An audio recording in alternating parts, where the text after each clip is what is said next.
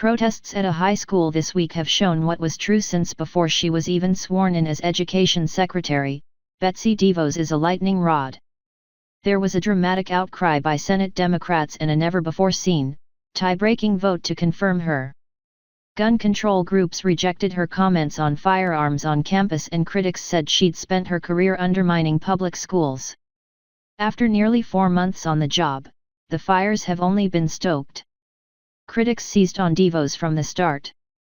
While her mother was a public school teacher, she never taught or worked in school administration herself. Instead, she founded organizations that pumped millions of dollars into efforts to promote charter schools, voucher programs, and other alternatives to traditional public schools known collectively as school choice. DeVos believes her own remarks have not at all hurt her ability to transform the education system, spokeswoman Elizabeth Hill said, providing a list of accomplishments so far. Those include rolling back education regulations proposed by the Obama administration, reforms to the student loan program, and a pro-school choice budget proposal for the federal government. Here's a look at her most controversial moments so far. Connecticut high school is a dangerous daycare.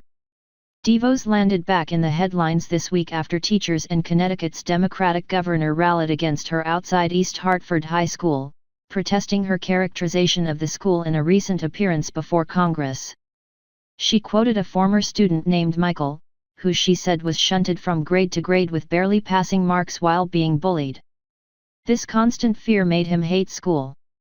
He described the school he was assigned to as, and I quote, nothing more than adult daycare, a dangerous daycare, DeVos said.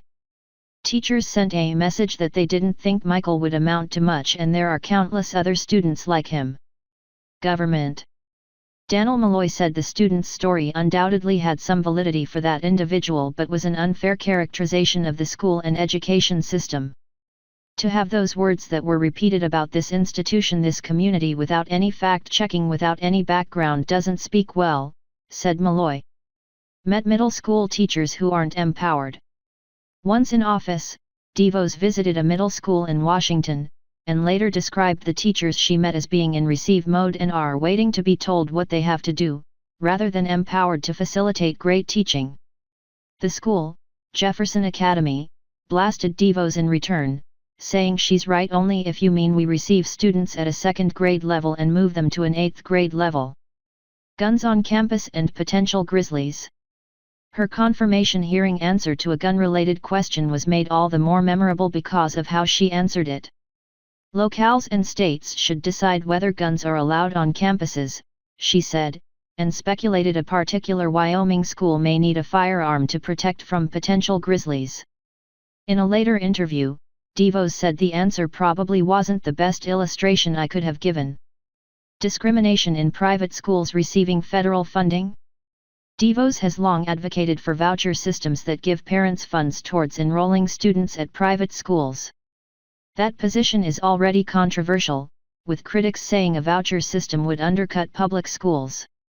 The secretary sparked newfound controversy when she wouldn't say if the federal government would bar funding for private schools that discriminate. She said states would be required to set up the rules around that. What if they said we are not accepting African American students, but that was okay with the state, Republic? Catherine Clark, D. Massachusetts pressed her. Do you see any situation where you would step in? DeVos replied that the Office of Civil Rights and our Title IX, anti-discrimination, protections are broadly applicable across the board. I am shocked that you cannot come up with one example of discrimination that you would stand up for students, responded Clark. Colleges founded because of segregation were pioneers of school choice. DeVos was accused of glossing over history after a meeting with officials from historically black colleges and universities. HBCUs are real pioneers when it comes to school choice, she wrote in a statement. They are living proof that when more options are provided to students, they are afforded greater access and greater quality. Critics pointed out that Jim Crow laws and racist policies barred African Americans from enrolling, prompting the creation of HBCUs. DeVos appeared to respond by later saying HBCUs were born not out of mere choice, but out of necessity, in the face of racism, and in the aftermath of the Civil War. Opponents of school choice are flat earthers. In a recent speech, DeVos took blasted critics of her school choice vision. She called for moving education out of the Stone Age and referred to her opponents as flat earthers. They will be hurting the children and families who can least afford it. If politicians in a state block education choice, it means those politicians do not support equal opportunity for all kids, she said.